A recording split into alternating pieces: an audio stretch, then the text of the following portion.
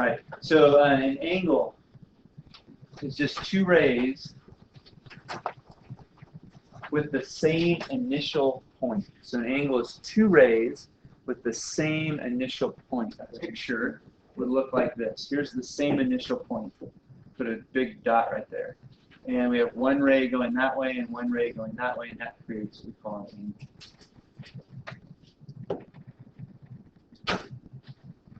And the angle I just drew here is referred to as an acute angle. So what's an acute angle?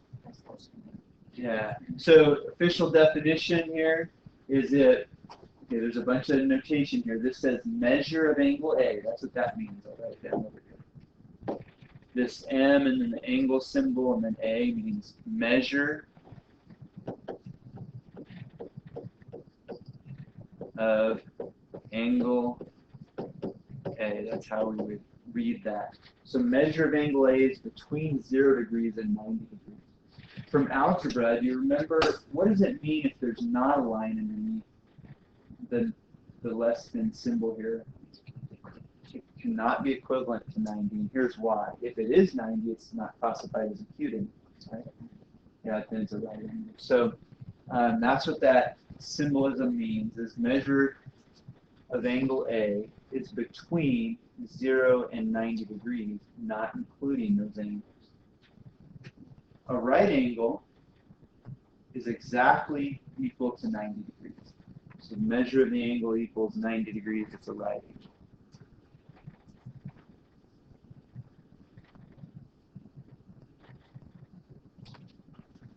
And then an obtuse angle is the measure of the angle is between 90 and 180, not including 180 and not including 90.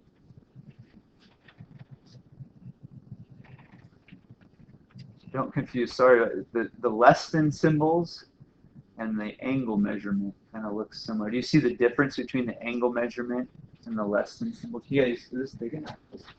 Some of you squinting. No, it's not big enough. Just have to speak up.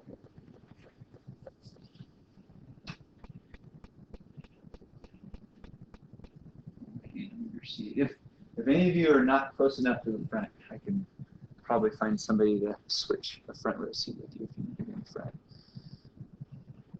But the measure of the angle is between 90 and 180. And then a straight angle, the measure of the angle is equal to 180. The measure of the angle equals 180 degrees. So those are the four types of angles.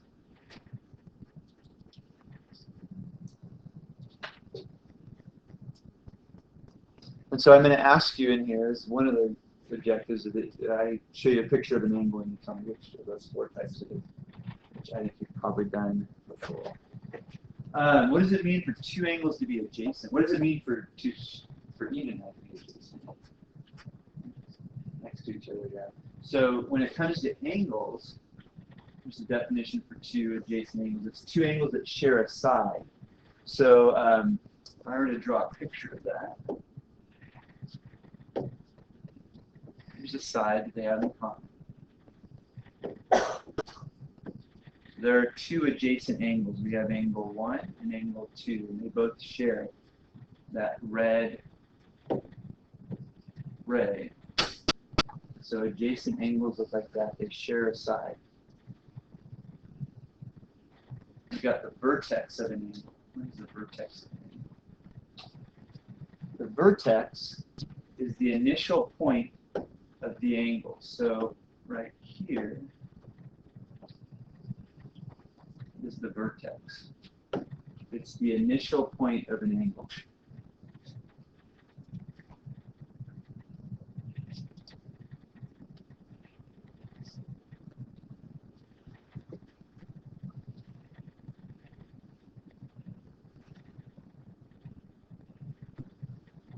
And then we say two angles are congruent if they are exactly the same measure. So angles with the same measure considered to be congruent.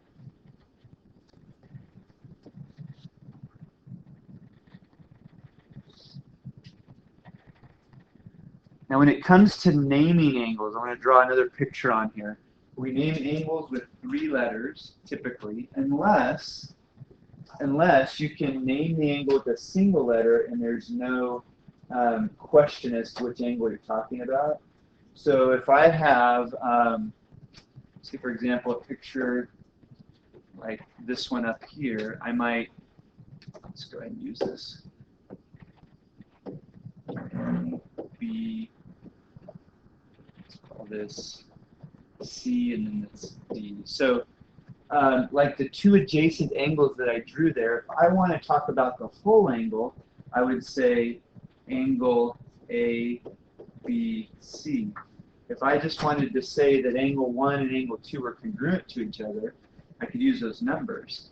Or I could say angle A, B, D is congruent to, remember the congruence is the equal sign with the tilde over the top, is equal to angle C, B, D.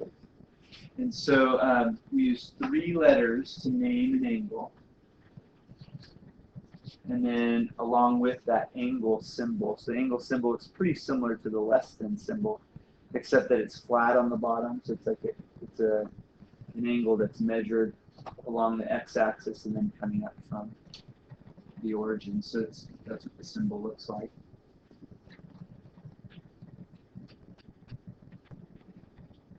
This would say angle ABD is congruent to angle CBD. The other thing they will do in the textbook is they will name the angles by numbers at times, and so then you could say, well, angle, in this case you could say angle 1 is congruent to angle 2, and that would be less writing you have to do. So when they number the angles inside, you have to work as well. All right, the angle addition postulate. Very similar to the segment addition postulate. The segment addition postulate just said if you have 2 segments that make up a whole one, you can add them together, as long as they have a point in common. Well, for the angle addition postulate, okay, so if P,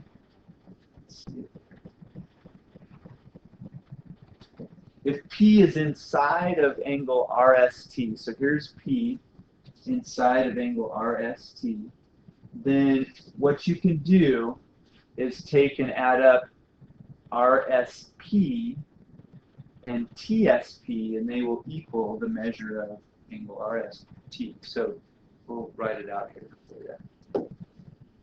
Right. So angle RST equals angle RSP plus angle TSP.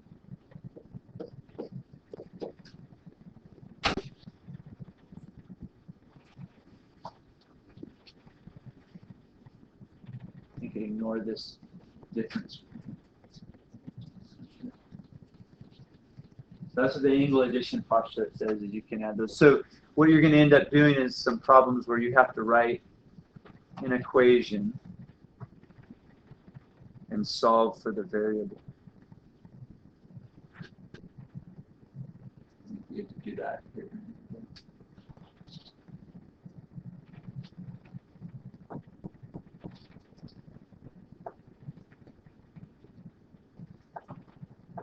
So everybody get that right now.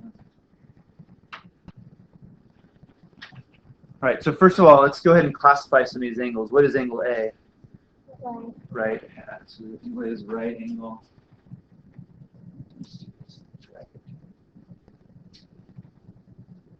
All right, and what about B? Q. Q, and then C is obtuse, and D is our straight angle. So those are the 4 different types of angles. If you had a 120-degree angle, which category would that fall into? So it would be obtuse, yes. And then 62-degree angle, acute, 180-degree angle, straight, and then 90-degree angle is right. So you'll either be given a picture or an angle measurement. What's that? Yeah. Which second one says 108? How does it? think I know why. Thanks for letting me know. It's probably because I used it from my files and not from staff files, so they changed it last year. So on yours, you can just go with what yours says and just label it. If it's less than 90, it's an acute. So they have a 45 instead on this. That would be acute. It looks like they're in a different order too. All right, going to the next one. Here, do you have the graph?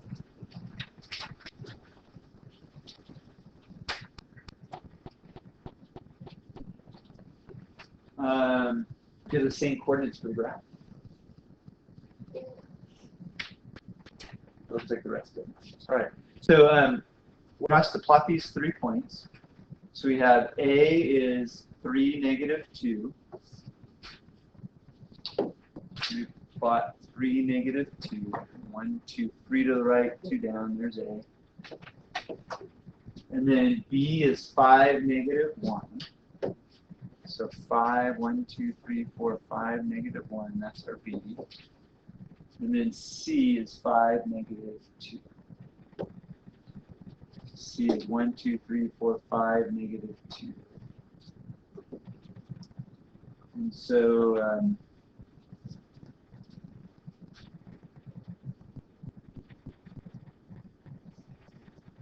we're looking at angle BAC. We connect these, we've got that ray and that ray. BAC, it goes in this direction, but the same way that you're labeling it, so around here. So it's talking about that angle coming from that vertex right there at A. So what kind of angle is BAC? That would be acute.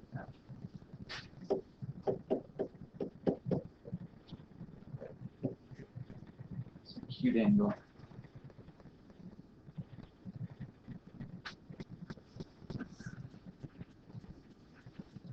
All right. So A, B, and C, we have, we use the angle addition postulate on these. So in part A, what does it ask us to find on part A? Measure of angle ABC. So measure of angle ABC is just by that angle addition postulate. It's going to be equal to measure of ABD plus measure of angle CBD, which is 62 degrees plus 34 degrees, which equals 96 degrees.